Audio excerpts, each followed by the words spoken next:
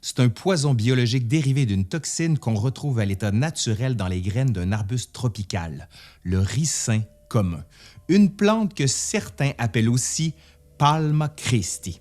Mais pourquoi donc? Parce que, par analogie, certains ont vu dans ces feuilles immenses une ressemblance avec la main du Christ.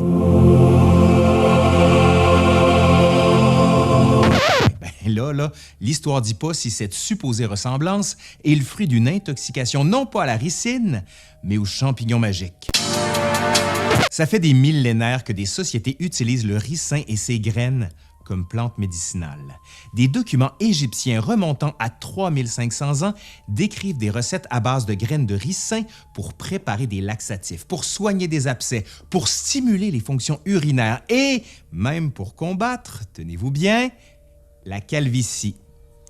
Plusieurs médecins de l'Antiquité vont aussi vanter les mérites des graines de ricin, mais aussi des feuilles dans la préparation de divers remèdes sous la forme de cataplasmes, de bandages ou de préparations qu'on ingère. Les Égyptiens savent qu'on peut consommer la pulpe des graines de ricin, mais à très petite dose, parce que c'est hautement toxique.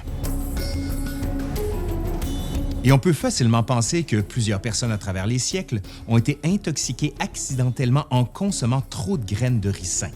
Mais la ricine, cet agent toxique mortel qui a fait souvent les manchettes, c'est une invention qui est quand même assez récente. On remonte à l'année 1888.